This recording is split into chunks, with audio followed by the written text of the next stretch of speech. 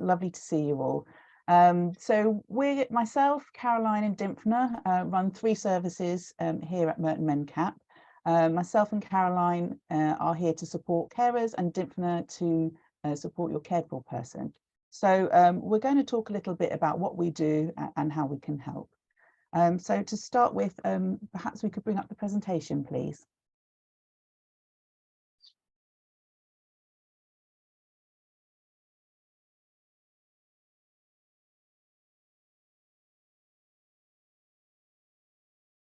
Thank you, Tahina. So as I mentioned, I'm Yvonne. Some of you know me, and I'm the carers advisor here at Merton Mencap. So my main role is to complete what we call carers assessments. Some of you will be familiar with that. Some of you have had a carers assessment with me, and some of you haven't. So for those of you not familiar, a carers assessment, let's just say, first of all, it's not an assessment of your ability to care for your family member. It's a very formal term, and I don't really like it because it sort of puts barriers up to people sort of coming forward really for it. But it's really and truly a means in which you can express what caring for your loved one is like for you. So my focus is on you, not your cared for person. So how your caring role impacts on your life, and it's a discussion in which we can really look at that, and we can really focus on you, and from that find out ways to offer you some support. Because we know being a carer can be very stressful, and it can have an impact on all areas of your life. And it's, in simple terms, just that opportunity to meet with me and talk. And then for me to find out what I can do, what's in the borough to connect you with, where we can plug you into Merton Mencap, who I can refer you to in terms of, you know, what support you need. There are 2 types of carers assessment. Most carers receive from me, the majority of carers receive from me what we call a carers wellbeing assessment to access support. And usually for carers, that's enough to get you connected to support. But if your carers wellbeing assessment with me highlights that your caring role stops you from completing household tasks. So for example, if your caring responsibilities are so high and you're so overwhelmed that you're unable to clean your, get those usual household tasks done, or you're just simply not getting any kind of break, and you don't have any friends or family that can offer that support to you in any way, then I will complete what we call a fuller and more detailed statutory carers assessment. And so that assessment will then go to the learning disability team, and we can use that assessment to request for what we call a carers budget. Okay, so that's for a maximum of up to 4 hours weekly help with cleaning, or a 4 hours sitting service. So really and truly, those particular carers assessments are for carers with incredibly high support needs that really don't have that support around them with family and friends that would be able to fulfill that role for them. Okay, next slide, please.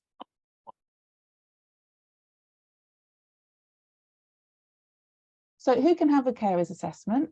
So under the Care Act of 2015, any adult over 18 who cares for another adult is legally entitled to a carers assessment.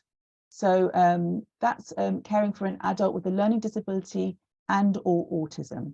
So in 2019, all the carers assessments in this borough were conducted by Carer Support Merton. So they were given the responsibility by the council to do that, and they continue to. But in 2019, there was a recognition that it would be beneficial to have someone doing carers assessments based here at Merton Mencap, specifically for those families that are caring for an adult with a learning disability and or autism. And that's because here at Mencap, we have that specialism. We understand your needs in a way that maybe Carer Support Merton might not. We know that you're lifelong carers, for example. You know, you've been caring for 10, 20, 30, 40, 50 years in a way that perhaps other carers haven't been. So that's why you can get your carers assessment from me here. You don't have to be a parent. You can be any family member caring for somebody, or you can be a friend or even a neighbour. And the person you care for does not have to be living with you, but they do have to be 18 or over. Okay. One exception is that if your cared for person is in that transition stage and receiving support from the transition team, learning disability team, then they will do your carers assessment alongside your cared for needs assessment there.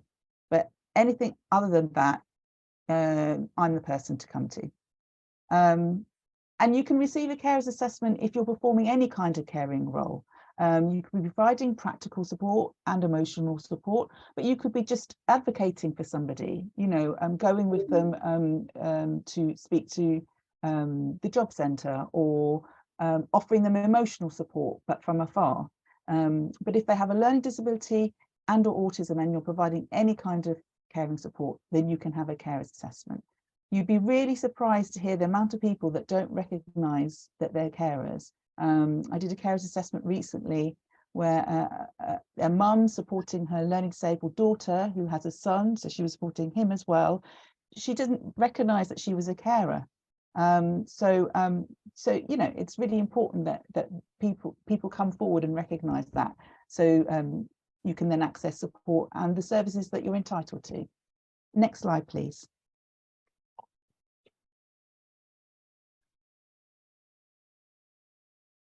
So if you feel you could benefit from a carers assessment, please contact me directly here at MenCap. My contact details are on the website, and I'll put them in the chat today. But you can also be referred through other avenues. Your GP can refer you. I very often get referrals for something called a social prescriber. Some of you will be familiar with that. That's just somebody that sits in your GP surgery that's there to support in terms of other aspects of your needs other than your medical needs. And the adult social care can refer to me. So I quite often, very regularly actually, receive referrals from the adult learning disability team. What I will do is arrange a time to meet with you over the phone, over Zoom, or in person at our offices. And now I can also do home visits because all the restrictions have lifted. But also, you know, I'm very mindful if you are caring for someone who has those additional medical vulnerabilities. If you want me to do a home visit, I'm still doing COVID tests, so making sure that I'm negative before and can go in with a mask just to keep people reassured. So when you meet with me, we usually meet for up to an hour to discuss how your caring role impacts your life. And really and truly, it is just a chat. I mean, I have ideas in my head of what I need to cover to make sure that I'm going to make sure tap in on every areas of your life to offer you support. But it really is just a conversation with me where you get an opportunity to focus on you.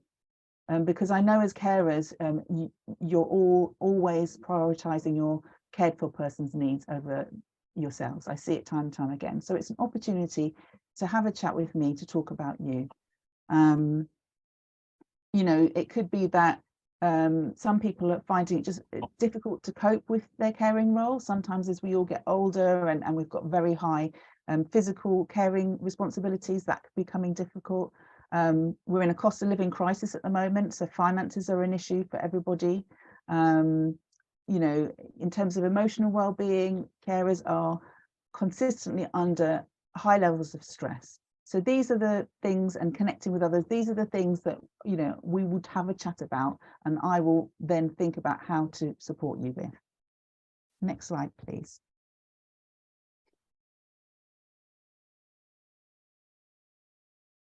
So how can I help? So I can connect you to specialist services to help you with things like the finances, health, emotional support, employment, connecting to others, and getting a break. So an example of that would be, you know, a lot of people are on very low incomes. As a carer, you know, you've had your finances impacted over a lifetime. And we have a local organisation called Don's Local Action Group, who are absolutely fantastic. I'm encountering a lot of families where household income is so low that people are struggling to pay fuel bills or pay food bills. And I can connect and make a referral to Don's Local Action Group for an 8-week food parcel delivery, which means that that big food shop has been catered for 8 weeks, and money can be used to be spent on fuel bills. I can refer people to our carers caseworker, Carolyn, for maybe emotional support, if you're somebody who needs support with filling out forms because of literacy problems and you don't have any help available to you from families and friends, Carolyn can be that person who can offer you that support. And I can maybe help you connect with other people. So we have a carers group here at Merton MenCap, you know, fully up and running now post lockdown. We've got a Kew Gardens trip taking place tomorrow. You know, it's a way in which I can connect you to things that are going on here at MenCap. I can also assess you through the carers assessment process to see if you're eligible for what we call a carers discretionary grant. So that's a one-off payment of £200. The grant is managed by Carer Support Merton, and Merton Council give them the grant funds to coordinate that. So in order to receive that carers discretionary grant, you must have a carers assessment with me, and they must see that carers assessment report. And again, it's assessed based on what I think your needs are. So it's not means tested, but it's there to, you know, whether I feel that that's something you need. So an example of what you can spend that carers discretionary grant on would be things like maybe if you need to purchase some clothes for yourself, some practical things for yourself, or it could be something like paying for gym membership to improve your physical health, or some counselling for your emotional well-being, or to fund things like trips out, holidays, even things like haircuts and pampering sessions, just to give you that ability to maintain your carer resilience. You know, things like that are very, very important. But just to add for that, with regard to that grant is for you, not for your cared for person. So you must, it must be spent on something that benefits you. And again, I sort of mentioned earlier, I can connect you straight away to Merton MenCap services. At the moment, I do have a waiting list for carers assessments. However, I will, upon referral, try to contact carers as soon as possible. And the reason I do that is because I can straight away plug them into all the services that we have here at MenCap. I mean, all of you today on the call are probably very familiar with us, but you'd be surprised to hear the amount of families in this borough that are not connected to us, that have not kind of really been connected to the LD team or the LD community. So it's an opportunity to register them with us here, so they're able to access these sorts of webinars. Perhaps they might need immediate support and a referral to Carolyn for some emotional support, or perhaps they could do with an immediate referral to Dymphna, our community facilitator, who can speak to their cared for person and maybe find activities, volunteering roles for them. So in that sense, we're starting the support very early on whilst they wait for that carers assessment. Next slide, please.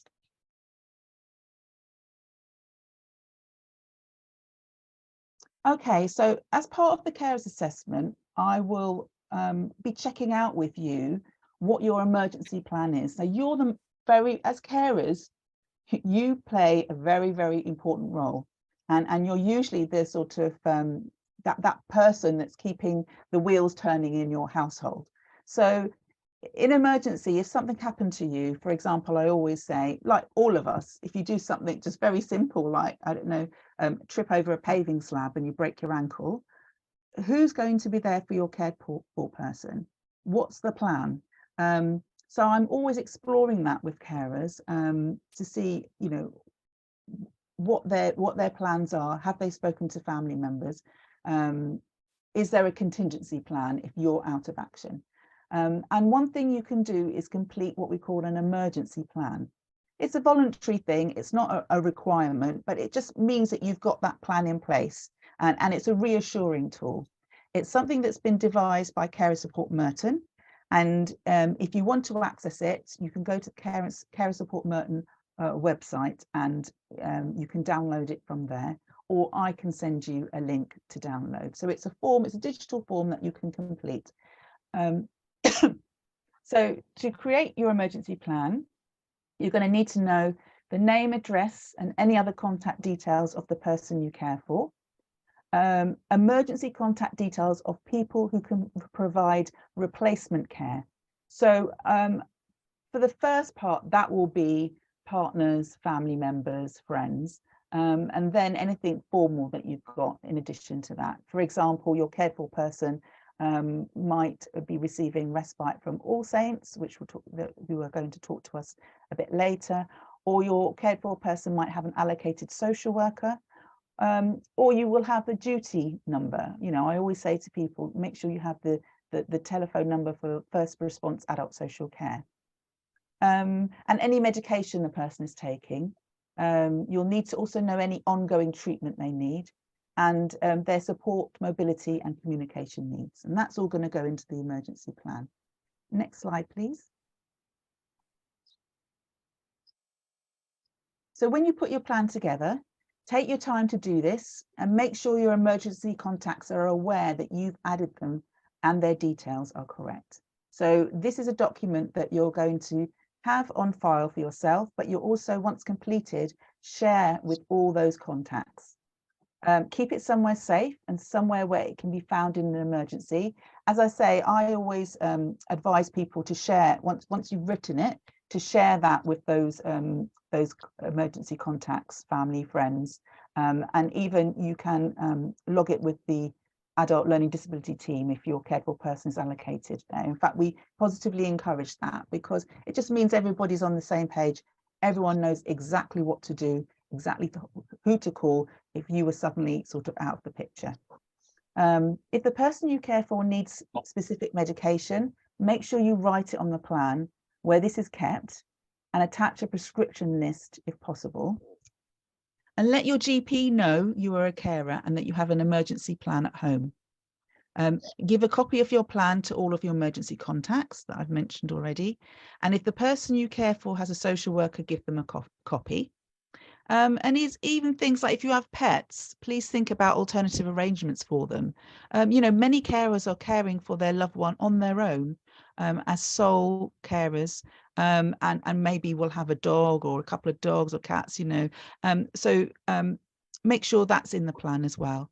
And please remember to update your plan if something changes.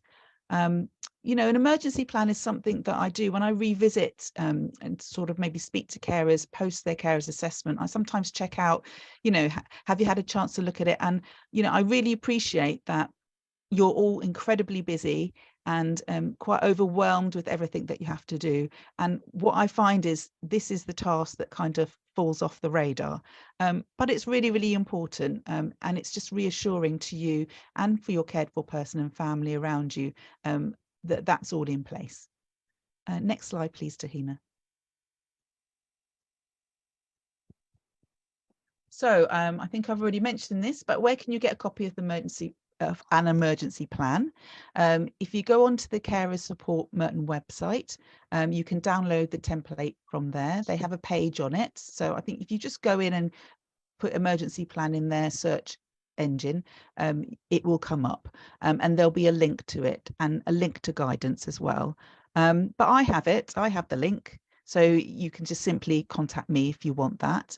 And if you're somebody who requires help to complete that, so that's a lot of information going in there. And as I mentioned, if you're feeling a bit overwhelmed by it all, or you may, for example, my daughter's dyslexic, would need some support if she was a carer, if you need that, or English as an additional language, for whatever reason, if you need that extra help and you can't get that from family and friends, our lovely Carolyn is around to support you with that.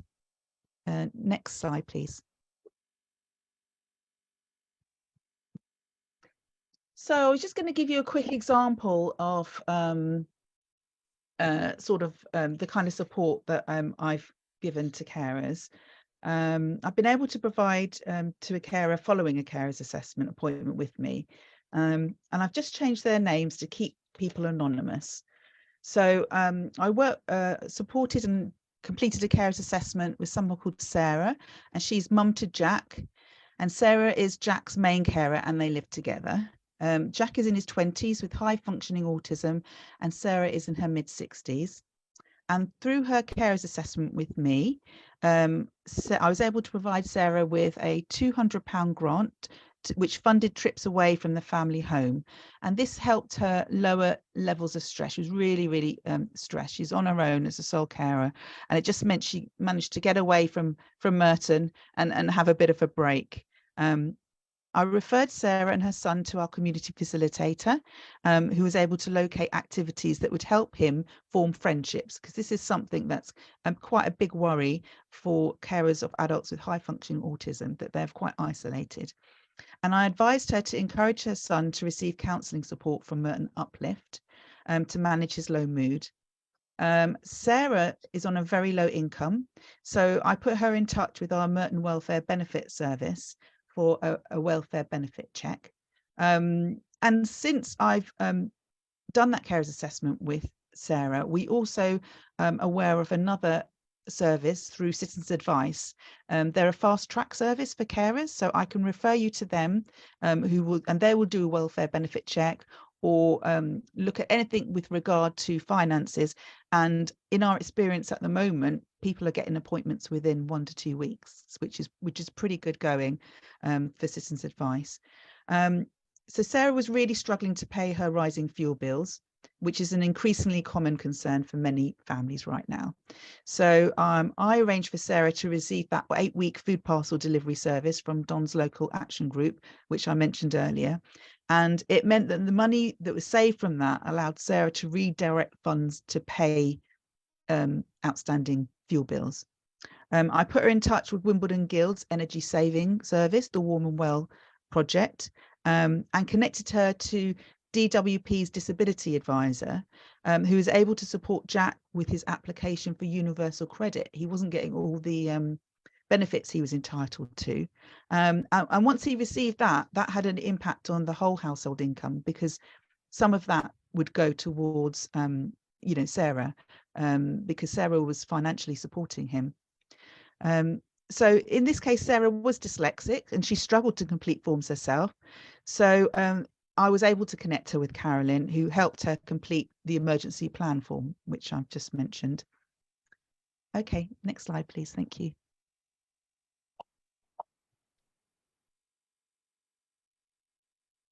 Okay, so yes, so if you want to request a carers assessment, you can contact me yourself directly. I'm happy to have a chat with you. As I said, at the moment, lots of carers coming forward, so I do have a bit of a waiting list, but I will speak with you and see what I can do initially to offer you support. Or you can do this through your GP or Merton Council. Okay, thank you. I think that's me done. I'm going to introduce you now to the person I mentioned, Carolyn, because Karen and I work quite closely together, which is really useful for you all. So I'd like to introduce you to Carolyn, who's our carers caseworker. Hello, Carolyn. Hi, thanks, Yvonne. Lots of great information there. Good morning, everyone. Some of you will know me. Some of you may not. I've been with Merton Mencap a year and a half now. Gosh, it's flown.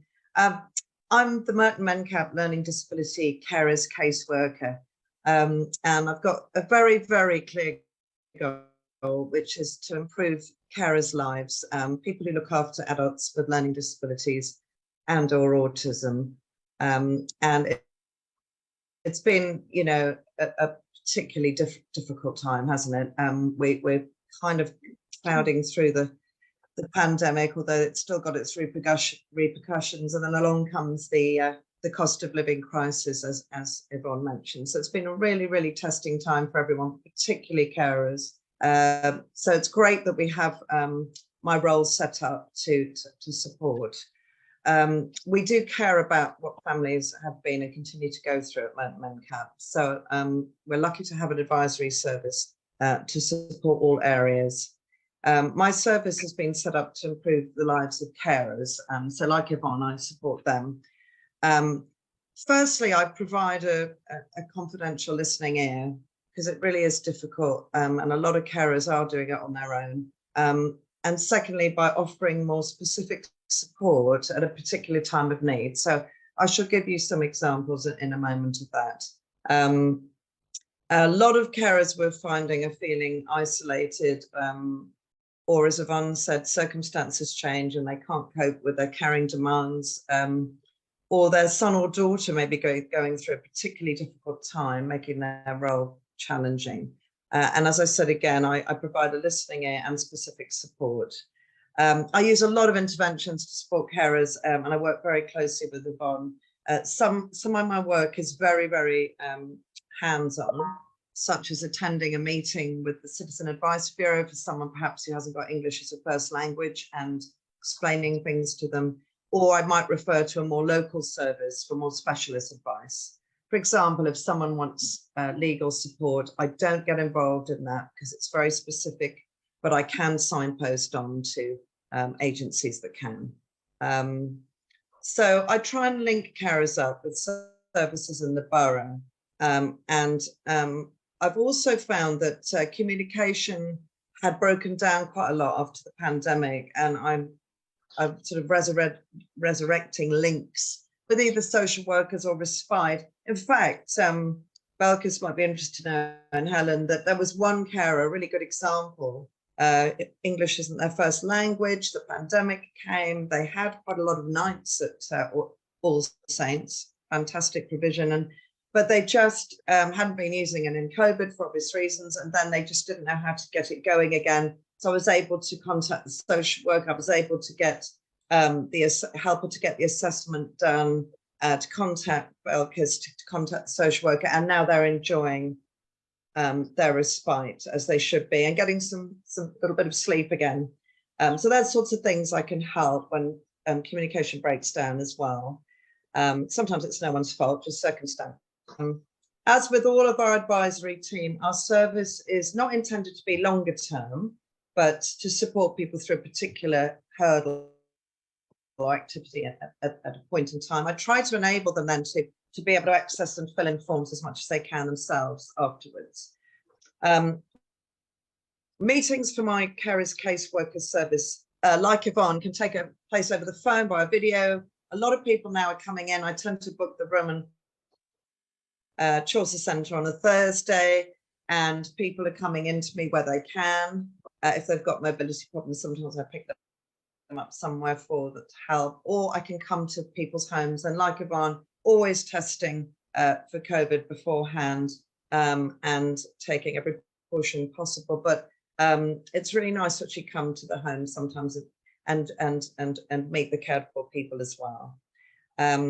My service is in high demand, and like Yvonne, I do often run a waiting list, but we'll be in touch with people once they're referred. And we're not an emergency service, but we do get to you after a few weeks. An important part of my service is to follow up with carers after a carers assessment, as Yvonne mentioned, and I often can help facilitating an action plan. I'm very aware that not all carers are digitally aware. For example, so sometimes it can just be something like the carers assessment grant, discretionary grant, has been sent by email, but perhaps the carer hasn't opened it up or can't do the signature, and it's got stuck there. So I can move things on like that as well. Some of the things I do, so carers' job can be very isolating, and some people may just need some encouragement to get back into their local community, especially after what we've been through. And I've been able to find carers some nice volunteering roles. For example, I was recently able to help a carer get a volunteering job with Merton Community Fridge, helping to distribute food with other volunteers in Morden. And she does this every week now, which has given her a real sense of purpose outside of her caring role and access to a whole new circle of friends, as the volunteers are very sociable and they have social events and regular meetups. It's been great to see her growing confidence and happiness. I also promote activities at the Guild. You probably know they do so much. Their timetable's fantastic for over 50s there. And I've got some carers enjoying classes like Tai Chi there, and currently carers enjoying the Silver Youth Club, which is run by the fantastic Don's local action group that Yvonne mentioned, on a Friday. And I know that they take their cared for person there as well. And it's just a really joyous, free service.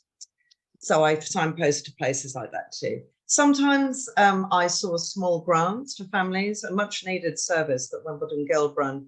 And we work very closely with their team, supporting families in financial need to access perhaps an essential appliance such as a washing machine, cooker. We've done mattresses, beds. I've even helped somebody in extreme financial difficulty. They paid one of their bills, which just took the real pressure off them in the height of winter. We also, as Yvonne said, signpost to people like Thinking Works and the Woman Well Project at Wimbledon Guild, which can really help, whether it be low-cost light bulbs or covering a radiator or all sorts of things like that can save costs, which we're all trying to do at the moment. Some people where English is not a first language, I've helped access English language tutors to reduce isolation and increase engagement. And we also link carers to adult education opportunities, and a really good service that I've worked with Yvonne to refer people to is the Carer Support Merton Digital Skills Project, a project offering very specific short-term, but very specific help designed to help carers use technology. So it could be buying their bills online, buying their shopping online if they can't get out. It could be just helping them to use Zoom and access forums and sessions like this, which is really important. So Nada at Carer Support Merton has been brilliant and can do home visits with that. So they're the sorts of things we can help carers with there. I also can provide information on welfare benefits and where to go to support the dreaded forms. So I work closely with Susie Rollins, outstanding service at welfare benefits at the council, and we're emailing every day to each other, and I do a lot of referrals there, and also actually to the Citizen Advice Bureau service that Yvonne mentioned, a really great service. So either or, I can refer people on to help with those forms step by step.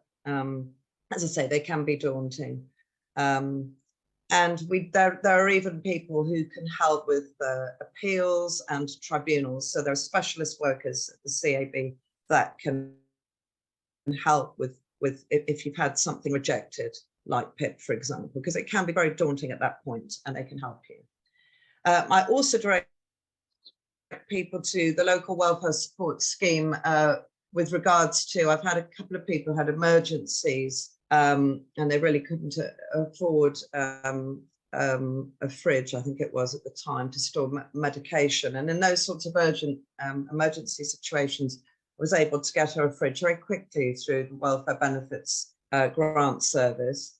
That's more for emergencies. And there's also a food and fuel emergency scheme through Carer Support Merton at the moment. Now, this is for emergencies, for people in a financial emergency for a specific reason, but it is still running. So there's a lot of help out there that I can signpost you to.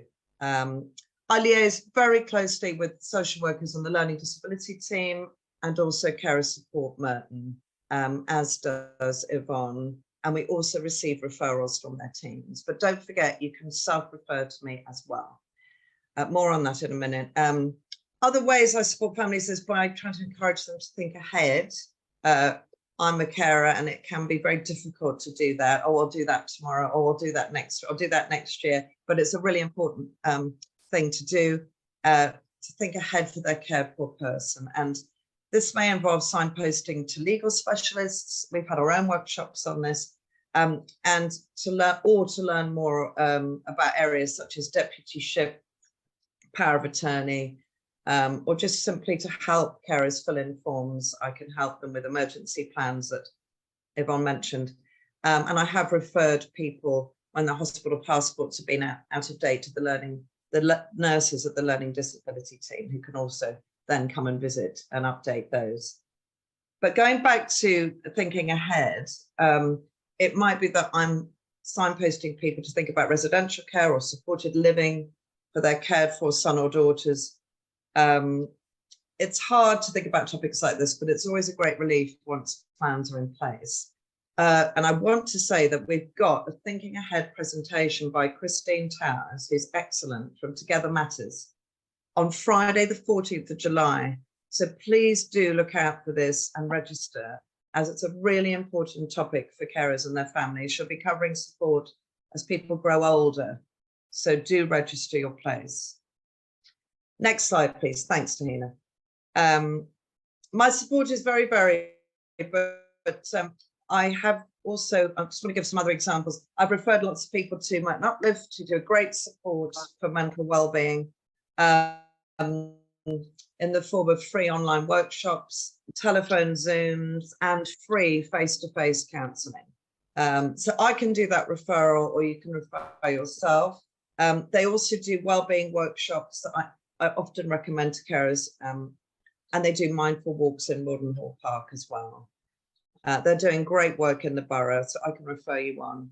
Wimbledon Guild also offer a longer term counselling service that I can signpost you to, and I've supported people joining. They have recently launched a free service to the BAME community, obviously Black, Asian and minority ethnic group community. It's a free service, so please do look out for this on their website. Other examples I've provided are helping people with concessionary travel and blue badges, taxi cards, freedom passes, that sort of thing. Sometimes I have to re-refer these if I'm very, very intense and busy, but I do try to help people where I can, as again, they can be quite daunting. And I can help them get all their medical documents together and letters from the doctor and things like that. I can also attend crucial meetings where people need support. And I've done that quite a lot at the Citizen Advice Bureau, where I've explained, recently I helped a couple, I explained all the questions that they were asking about attendance allowance and broke it down for them because I had a good relationship with them, and it really helped that I was there. But as I said before, emotional support is a huge part of my role as well. And I support carers through difficult times, and a lot of them I find are having their own health needs, and they have very intensified periods of their life when they just need someone to listen. So that's just a few examples of the wide range of support I give. As I say, it's very varied. Once I finish working with the family, the good news is that we like to think of ourselves as a community at ManCap. We have other services to keep in contact with you, such as our carers groups, which are fully running, as Yvonne mentioned. Adults First runs events for carers throughout the year, as most of you probably know, but some might not. So Yvonne's mentioned our carers trips, that's great.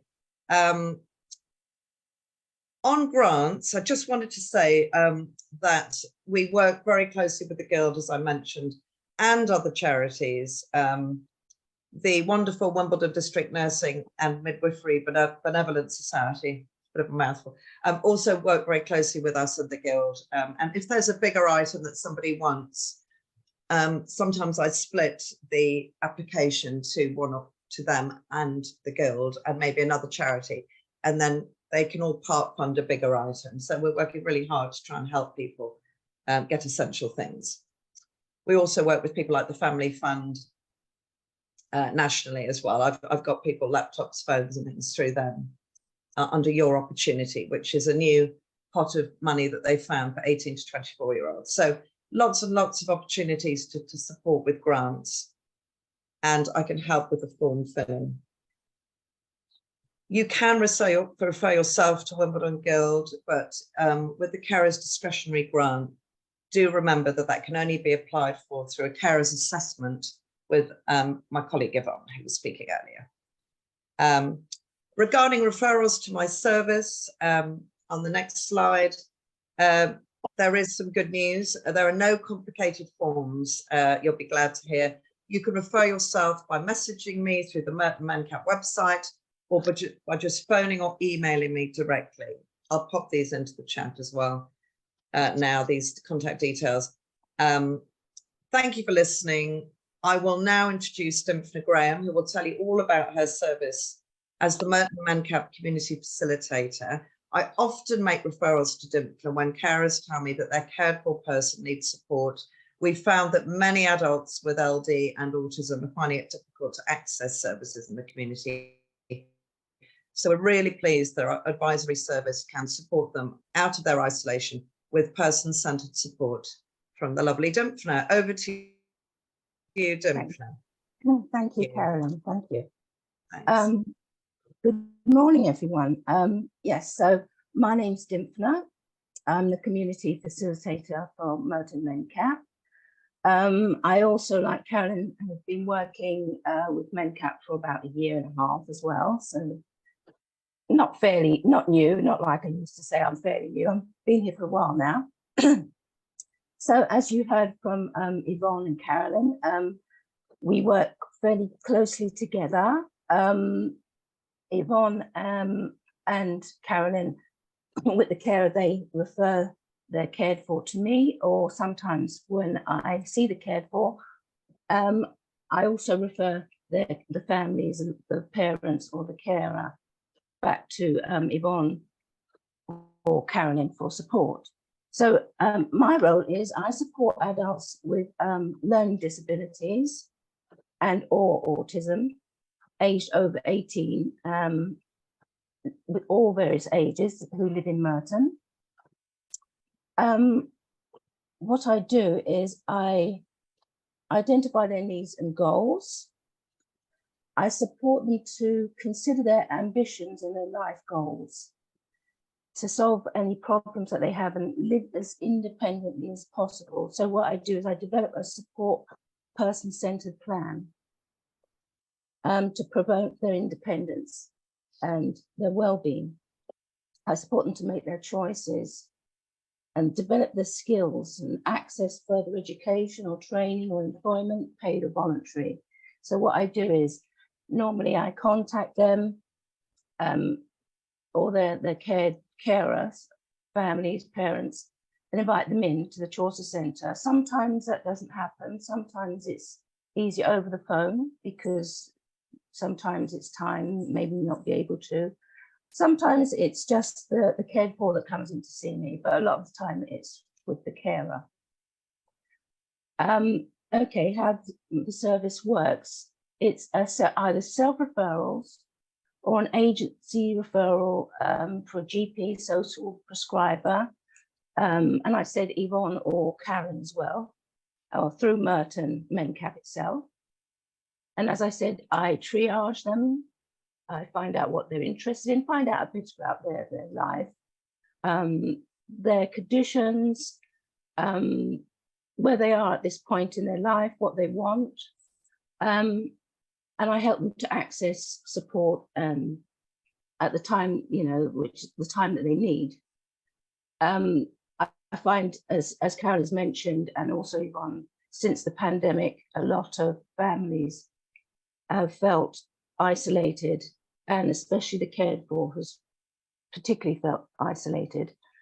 They may have been at university, they may have been at college, they may have left school, and then they find when they've finished these, they may not have completed their studies, or they may have just felt that they arrived at a plateau where there's nothing happening for them, and the pandemic didn't help that. And so there was this feeling of isolation. And so since I started, I've been helping the cared for to come out and to realize their goals and their aims. So first of all, I put them on the waiting list because we all have waiting lists now. And hopefully the waiting list won't be too long before I contact them. I let them know how long it will be. So I interview them over the phone or face-to-face, put them on a waiting list. And then as soon as I can, we start working together. So as I said, that the first meeting takes place in person, as if their carer wishes. And as I said, it's person-centered. So I find out their likes, dislikes, their hopes, aspirations, what's a good day for them, what's a bad day for them, what are their experiences, the barriers that they faced. A lot of the time, if they can't express themselves enough, their parents cared for usually explain to me what's been happening over the years. And initially, it's just to get to know each other. They get to know me, I get to know them. So they can gain confidence with me as well. So then we put together an action plan and agree with what sort of support they need. I tell them what services are available, what is available out there. I support them to access services in the local area and outer areas, and of course, join and participate in activities with MenCap and facilitate a goal attainment. I help them to, I usually work short term with them. So we are looking at what we can do for now rather than over a long period of time. And then if after supporting them over a period of time, and if they feel they want to come back to me and get more support, that's possible. Next slide, Tahina. Thank you.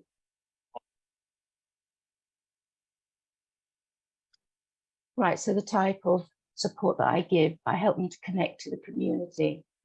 Like I said, a lot of people feel that they don't know what's in their area, they don't know what's going on, maybe they don't feel connected to anything. So I'm letting them know what's out there for them and what's with MenCap, what's out there. So I help them discover new hobbies or existing hobbies and interests, help them join new groups and go on outings. Also, there's holidays as well through Merton MenCap. I help them with their wellness, their mental health as well. If they have been depressed or are still feeling depressed, again, because of being through isolation, maybe helping them to get some sort of well-being and support through Merton Uplift, rather. Also, we have the Better Gym at Merton MenCap, and they join the Better Gym, or if they want to do other sports, they can join other activities in the area. I support them also to meet new people and develop friendships, which can be very difficult because some adults with learning disabilities and autism, some want to meet new people and are fine in the groups, and some find it more difficult to develop friendships and prefer small groups or one-to-one support or meeting people one-to-one. So I find for them what groups they can join, what they want. And, you know, we do it gradually. Because sometimes the confidence may have gone. I also support them with the occupation. So as I said, talking about activities with Merton MenCap, we have the community cafe for adults with learning disabilities.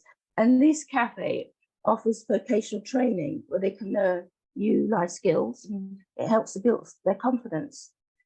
So they can self-fund, or they can do that through a personal budget. And if you're interested, you can contact Tracy and Abby for that. And that's very, it's been very successful, and it helps to build their confidence at no end. I also refer adults to local colleges where they can gain skills for independence living. They can do courses such as gardening, cooking, IT. Also, maybe if they want to continue further studies, maybe they've been to university and stopped after a year or two. And so we find ways of maybe helping them back into some sort of training again. So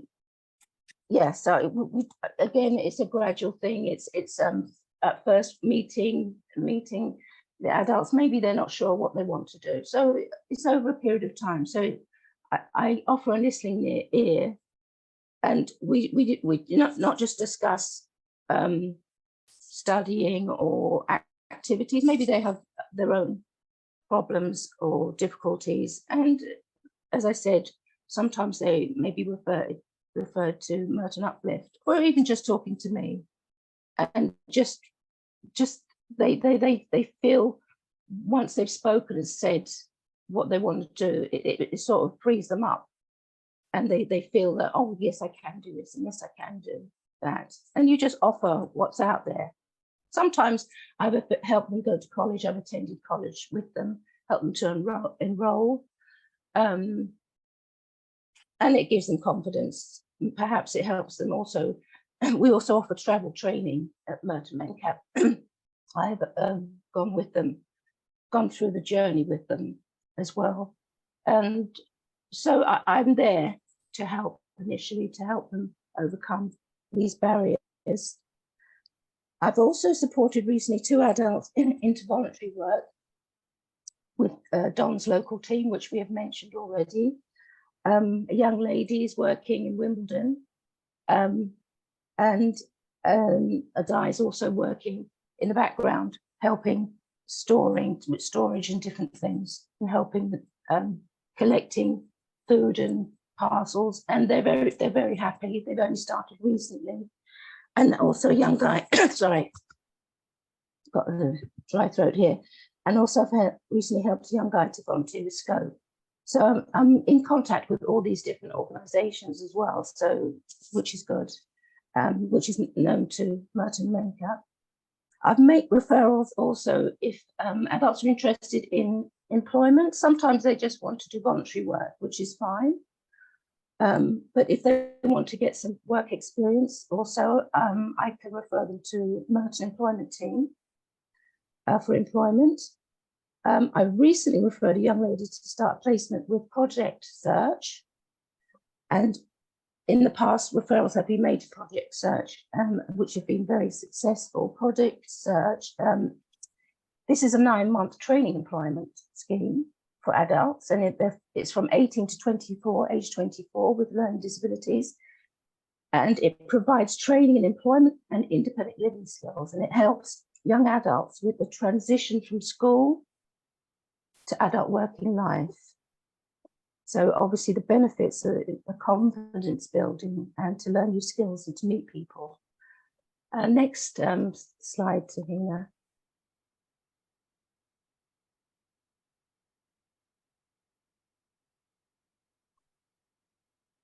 So, as I said before earlier, I signpost and refer to local organisations such as Merton Employment Team. I'm also get referrals from adult social care. Sometimes I need to contact them. They make referrals to me. I refer to Merton Centre for Independent Living, which can also help with benefits or advice on housing. I work with adults from different ages, so they can be from 18 onwards to the 50s, 60s. So they have different issues, different. So I seek different. They may need benefit-ish advice, housing advice, and especially when they're older. So there's a lot of adults that are also independent.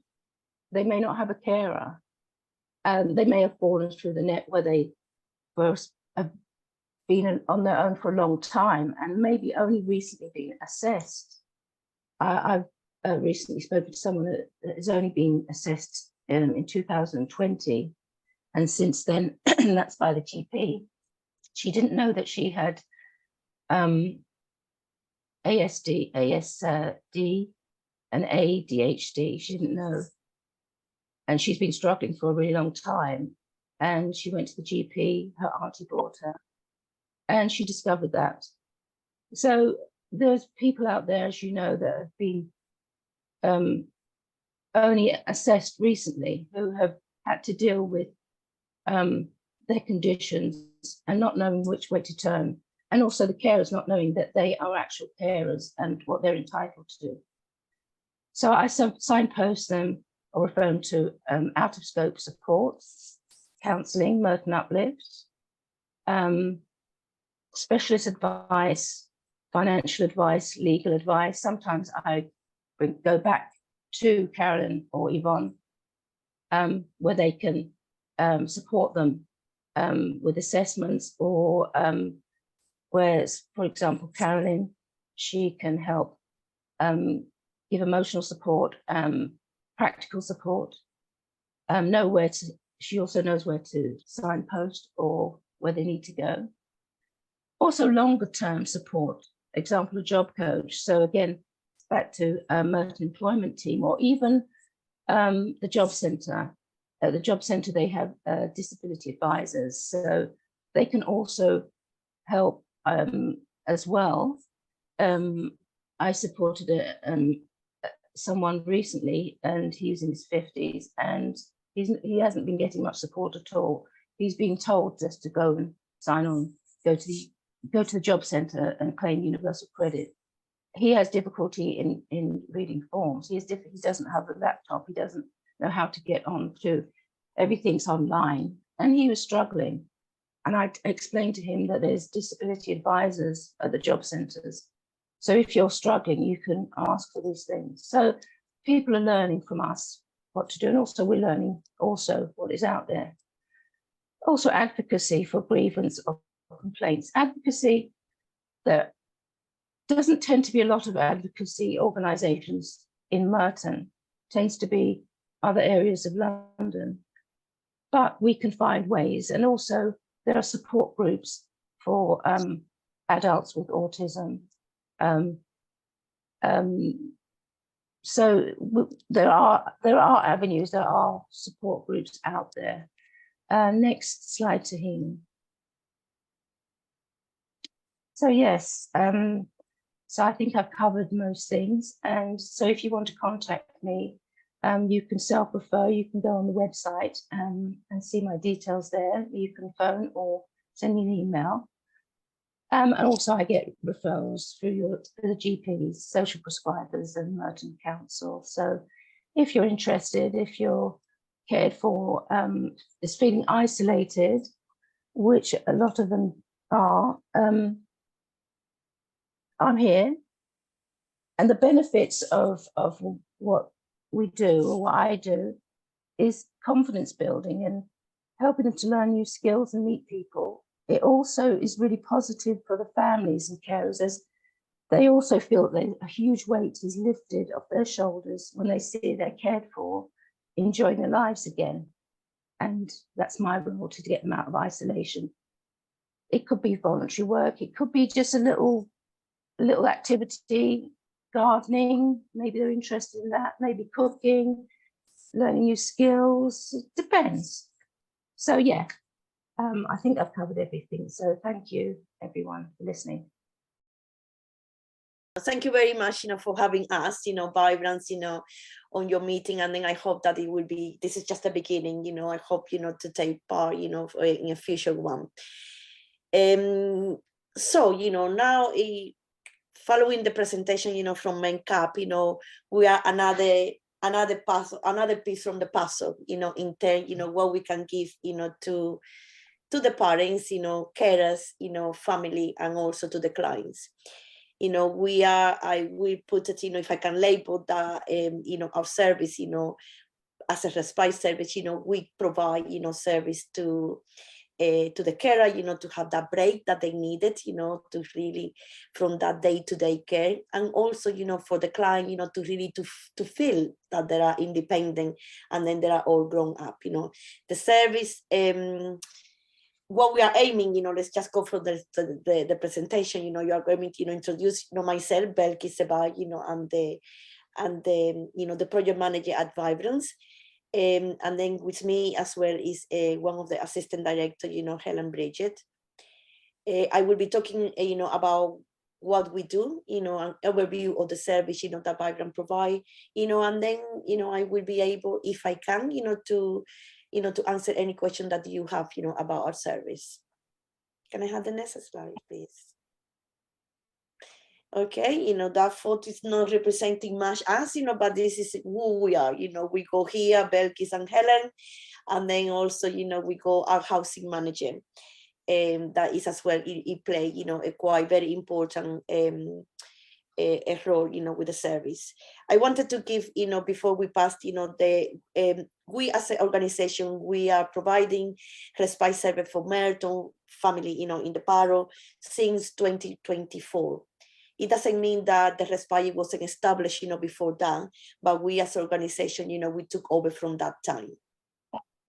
And then, and so far, it's, we are still, we are around, and then we are looking forward to continue to. We go, a quite, a small team, but good, a regular team, where we go, 3 full-time, and then we go as well part-time, and then also relief.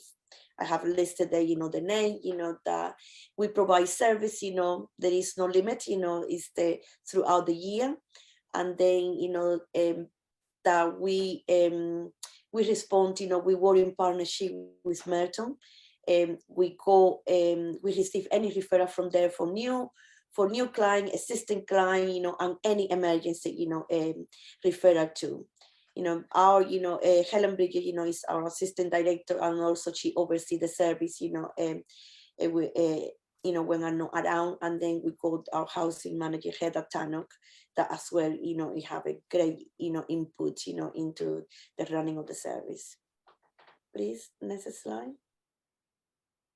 This is my team, they look better than what is the photo, but bear with us.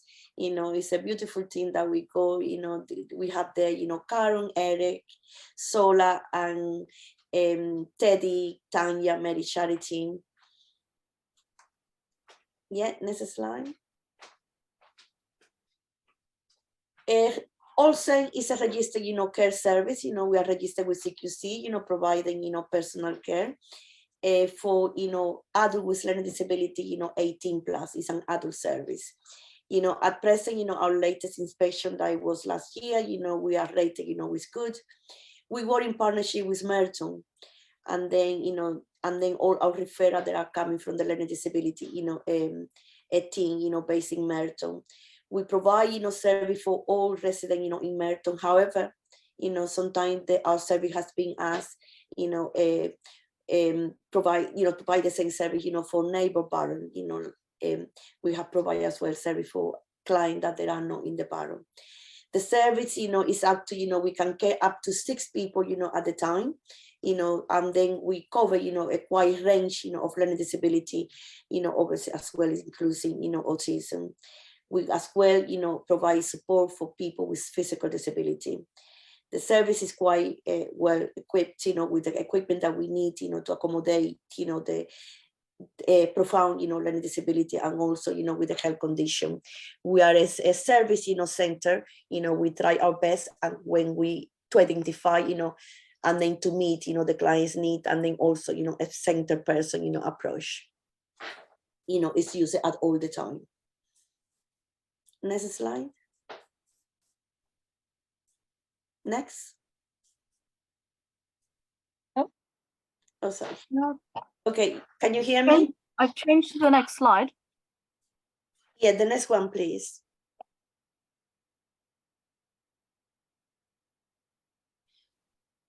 As I said, at the beginning, the objective, of the service is to provide, respite for people with learning disability, physical disability, and then enable, the carer to have that break, from that caring role, to reduce, isolation, to enhance, health, well-being, and quality of life, to accommodate young people, coming through, through transition when possible, to support people to enjoy, better opportunity, of independence and inclusion.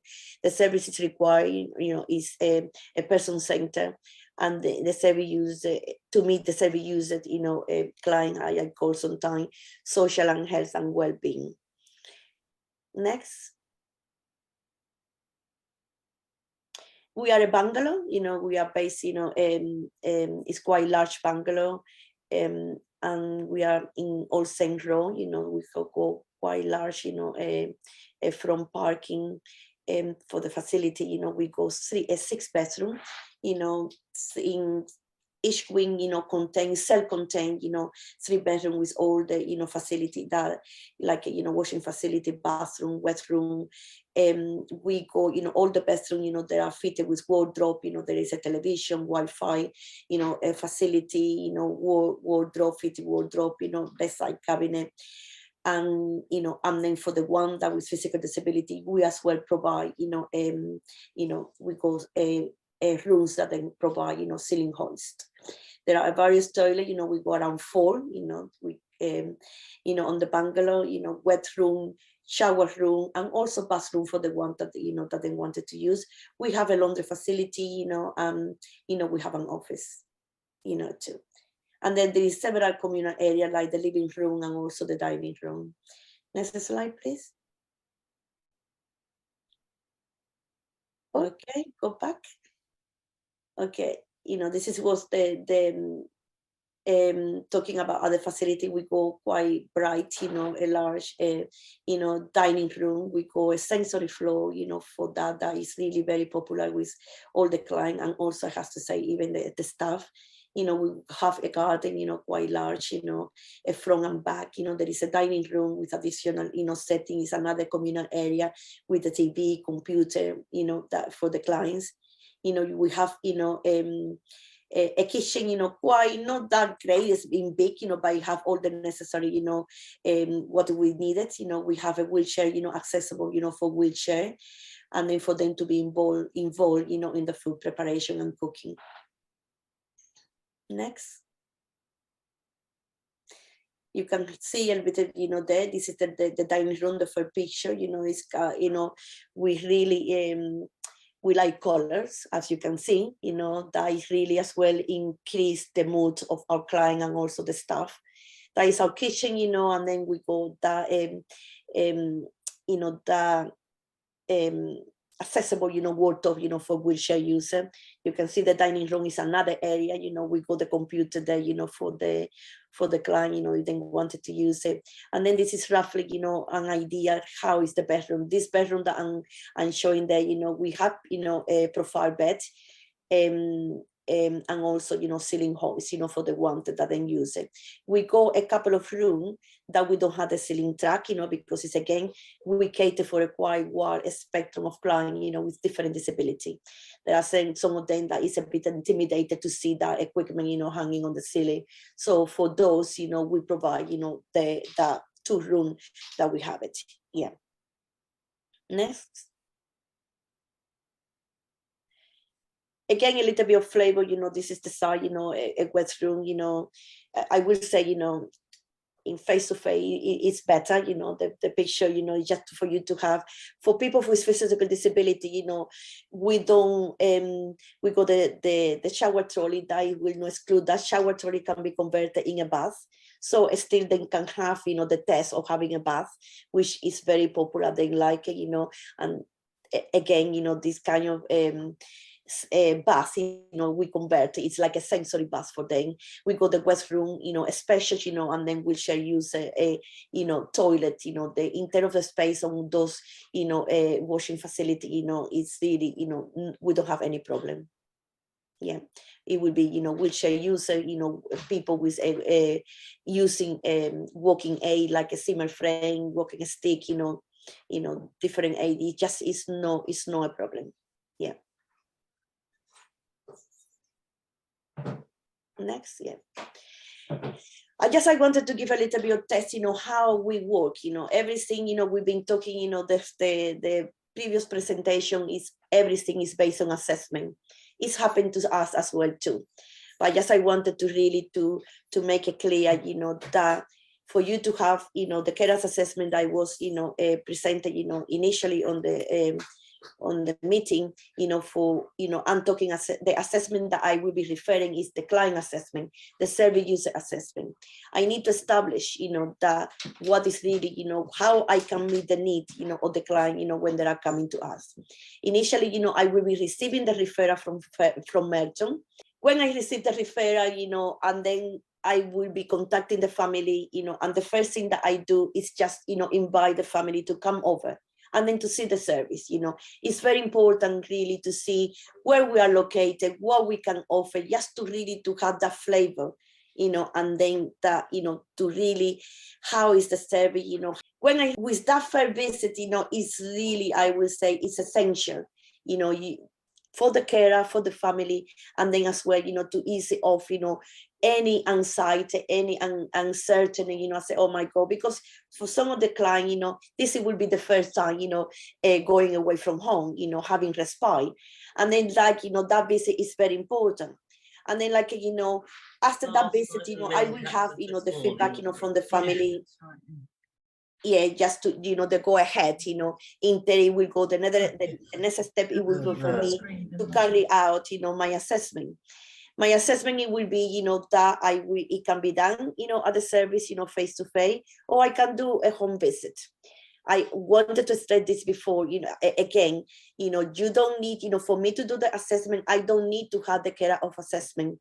I only will need from Merton is the referral with the client assessment, the assessment that the local authority it does, about, the service user. And then I will be and then doing mine, and then I will be capturing this quite, in depth, a comprehensive assessment where I will identify, the need of the client. So it could be, in occasion that the need of the client is like, I don't know, I will needed to have the I will needed to have the input from the occupational therapy because it really, I need to do adaptation to the service, It really is a very good time, it's quite robust, assessment for me to really to be able to identify what is the need and the question, can I meet those needs? And then that, I will be keeping informed, the family with the social worker, alongside, informed in how it's going. Once all that information is gathered, I will be, when I have to make, the assessment, include, a tea visit, an overnight stay. And then that is really combined with all of that information. I will make, my recommendation if I meet the client's need. If I cannot meet it, because the environment it doesn't allow, or if I can meet, then, but whatever I identify on the assessment, what I need, from, the support, from the LDT team. From the social service, point of view, then going to the panel, and then there is coming, and then the allocation. Most of the parents always then ask me, how much you are going to give me. This is not down to us. This will be down to the social services, what allocation is needed, then we'll grant it, to the family, it granted to the client. So, and this is decided in the outcome forum, which they meet, twice a week. Yeah, and then in very unfortunate occasion, sometimes, we cannot meet, everybody need, and then that will be an informed decision that that the service is not meet, and then, but that is not the end of the road, for that client or for that family, because it's again, the team, the learning disability team in Merton will view, other, a possibility, other, venue, where, this client need, it can be met. Next. As I say, Merton will agree, for the respite for the allocation. The allocation is for a year.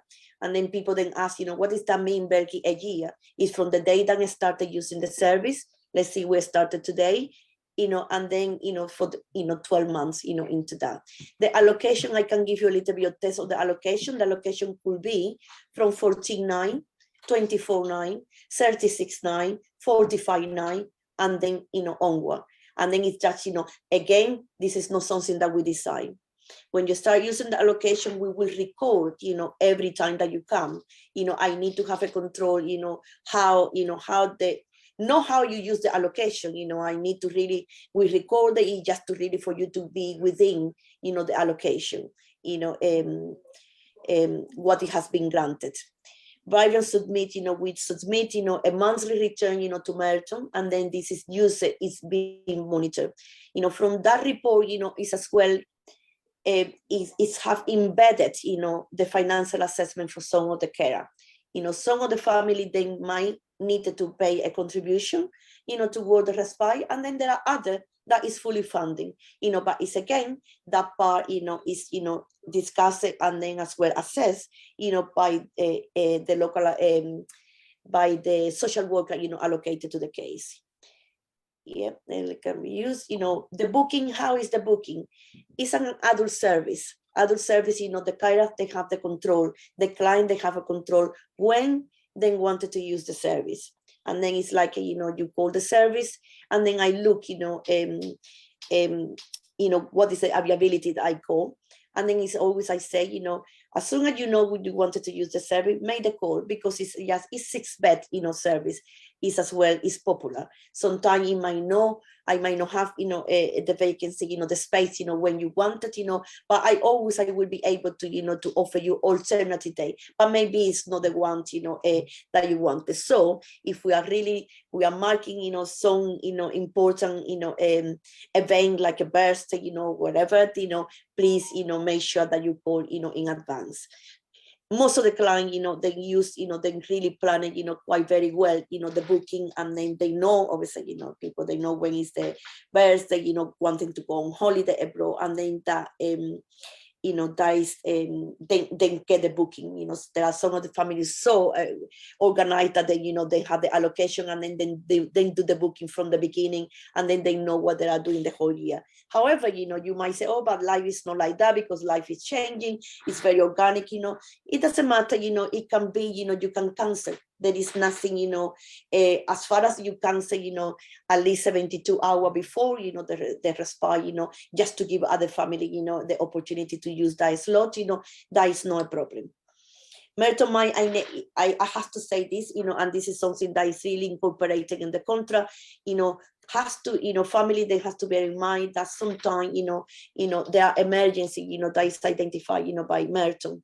And then this is emergency, you know, most of the time, the first place that they, you know, they look at, you know, is ourselves. And then that sometimes, if we are fully booked, you know, that it might occur, you know, in cancellation. And then the, you know, there is, you know, the booking, you know, is affected, you know, in that respect. But it's always, you know, when we go into the cancellation, this will be, the cancellation is done, you know, by the local authority, you know, by your social worker or the duty social worker, you know, on that day.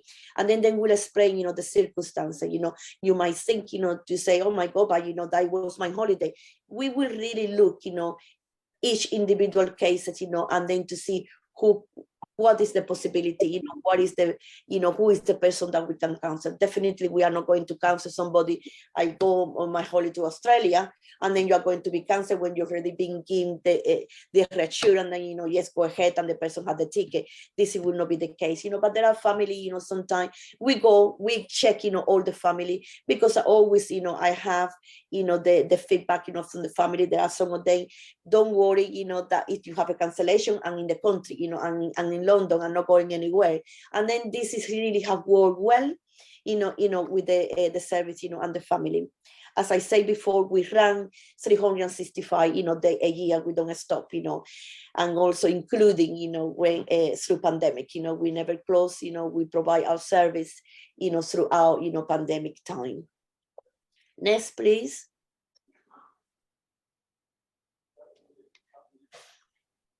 As I said, you know, I jumped, I couldn't resist, you know, myself into the presentation. This is the financial assessment that I was talking about. You know, people then, you know, family, straight away you say, how much you are going to charge us? I said, it's not vibrant. We don't charge, you know, you guys, you know, it's invoiced, you know, but when you start, you know, using the service, you know, that financial assessment is already being, you know, is in place.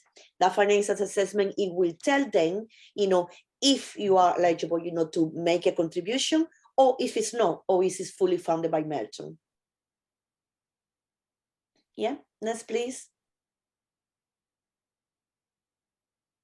Oh, I go to the end. I was thinking, you know, that I was missing so many things. But one thing that I wanted to add that, you know, all the presentation that we have today, you know, we are another piece, you know, of that puzzle. You know, I really, you know, in the way that we work, you know, I say, like, you know, if you feel that you need a respite, you know, please, you know, just go ahead, you know, to contact, you know, Merton, you know, the local authority. Don't feel, oh, I need to have the carers assessment. It's no. And then also I will say, you know, because this is, you know, I've been working with Vibrant since 2014. And then it's like, you know, respite, you know, is something that is very popular.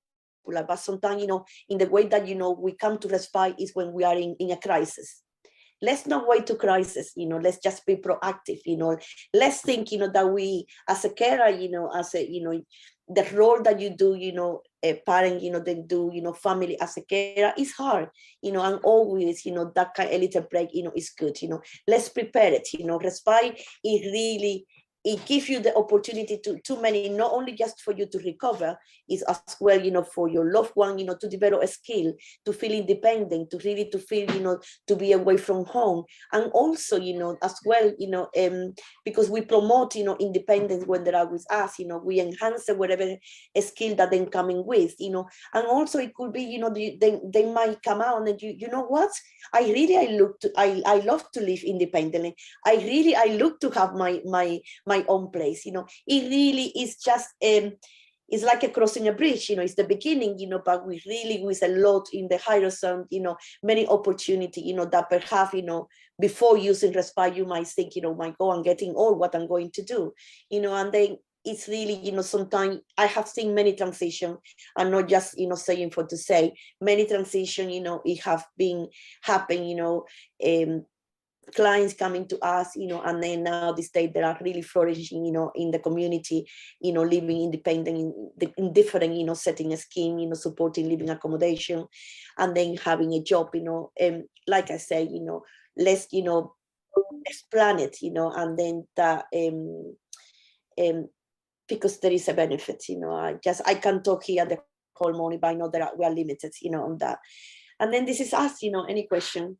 I was just going to add some information about Vibrance, because Vibrance, we only have All Saints in Merton, so we're an unknown entity, although we've been there now since 2014. So we've won 2 further tenders to continue to run in the service, and we've improved it since we've taken over, but I guess people just don't know very much about Vibrance, so it was really just for me to give a little bit of information around Vibrance. We are a 30+ years organisation. We're a charity, so we're a not-for-profit. We've been delivering services across many London boroughs, Essex and the wider field, for over 30 years to people with learning difficulties and autism, people with mental health needs, people with physical needs, and also people with additional health needs. So we run some nursing services also. We have 2 other respite services. So the managers within the respite services, they do get an opportunity to share good practice, to be able to share information, and good ideas, bad ideas, things they've tried, in their services. So there's a good way of networking within the respite service and the field, respite field. Respite is very different to residential, but it's important for them, for managers and the staff teams, to share their knowledge, share their experiences and good practice. So because we have 2 other respite services, that's really positive for us to do. As an organisation, we are a values-led organisation, so we have a set of values, a set of behaviours that we expect all our staff to meet, and that is embedded within the organisation. So although you may not know very much about the organisation, because it is a values-based, it is a consistent service that's delivered across all our services, and that includes All Saints service. We used to have, as part of the delivery of All Saints, we used to have carers, coffee mornings, barbecues. Obviously COVID stopped that happening. We really want to restart that. We want to reintroduce people to visit face to face, but to get together over a coffee, cake, and share experiences as carers, but also in terms of respite, to get feedback, what people want, what people like, what people don't like, so we can engage with people in that way. So we will be planning an open event. So if you haven't actually experienced respite with All Saints, then we will be setting a date, hopefully in the summer months, to try and encourage people to come along, have a visit. And if you haven't already thought, respite's for me, as Belkis says, it may not be something that you've thought about yet, but it could be for the future. So to come along and meet with us, and see the building. The photos really didn't give it justice. It is a bright and amazing place to visit, so it would be really lovely. So we're going to set those dates. We'll have a couple of dates, and encourage people to come along and visit and have a coffee and a cake. All right, so really today was just about us saying hello, introducing ourselves, and hopefully we'll have a future going forward. All right, thank you very much indeed.